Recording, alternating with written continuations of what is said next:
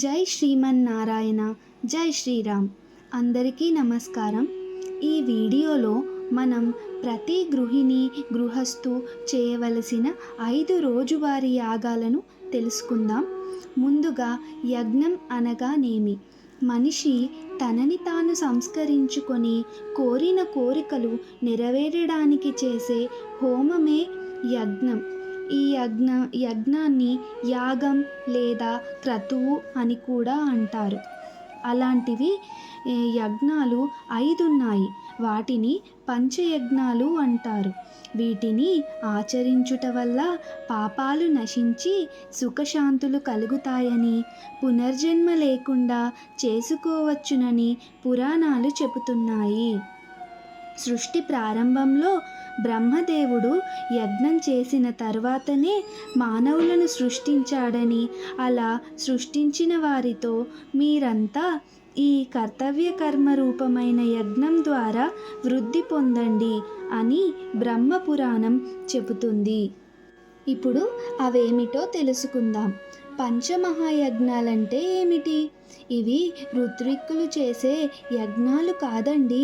శాస్త్ర ప్రకారం ప్రతి వ్యక్తి అనునిత్యం పాటించవలసిన విధులు. అవేమనగా, మొదటిది దేవయజ్ఞం. అనగా పూర్వం నిత్యాగ్నిహోత్రులు ఉండేవారు. వారు తాము భోజనం చేసే ముందు కొంచెం అన్నాన్ని అగ్నికి ఆహుతి చేసేవారు.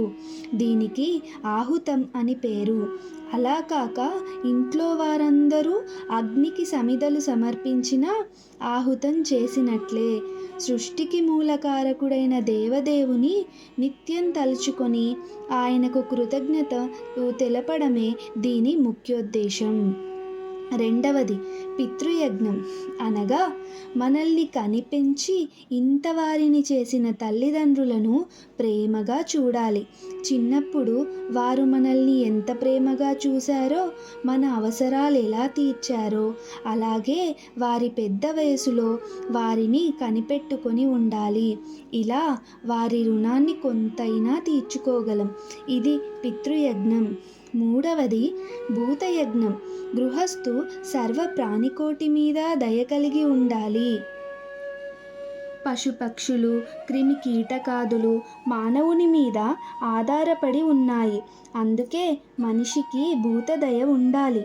అన్నం తినే ముందు ఒక ముద్ద అన్నం పక్షుల కోసం బయట పక్షులు వచ్చే ప్రదేశంలో పెట్టాలి. ఇంటి ముందు కుక్కకి, ఇంట్లో పిల్లికి అన్నం పెట్టాలి. ఇంట్లో పశువులు ఉంటే వాటికి కూడా పెట్టాలి. క్రిమి కీటకాల కోసం కొంచెం అన్నం తినకముందు పక్కన పెట్టాలి. మన పెద్దలు వీటిని పాటించడం మీలో కొందరైనా చూసే ఉంటారు. జలాశయాలలో జలచరాలకు కూడా ఆహారం వేయాలి. సర్వప్రాణులయందు దయ కలిగి ఉండి ప్రతినిత్యం కనీసం ఏదో ఒకదానికన్నా ఆహారం ఇవ్వాలి. 4 మనుష్య యజ్ఞం. మన పెద్దలు అతిథి దేవోభవ అన్నారు. అప్పటి వారు ఆతిథ్యం కోరి వచ్చిన వారు తమకు తెలియని వారైనా వారిని ఆదరించి సత్కరించేవారు. రోజులు మారాయి. అయినా ఇంటికొచ్చిన వారిని మన కులం వారా, మన మతం వారా, మనకే విషయంలోనైనా పనికొస్తారా లేదా వగైరాలు ఆలోచించకుండా వారు వచ్చిన సమయాన్ని బట్టి తగు విధంగా గౌరవించాలి. తోటి వారి పట్ల దయ కలిగి ఉండాలి. అందరితో సఖ్యంగా ఉండాలి. ఎవరైనా సహాయం కోరితే మనం చేయగలిగితే నిస్వార్థంగా చేయాలి. 5 బ్రహ్మయజ్ఞం. ప్రతివారు ప్రతిరోజు వేదమంత్రాలు కానీ శాస్త్రాలు కానీ చదవాలి.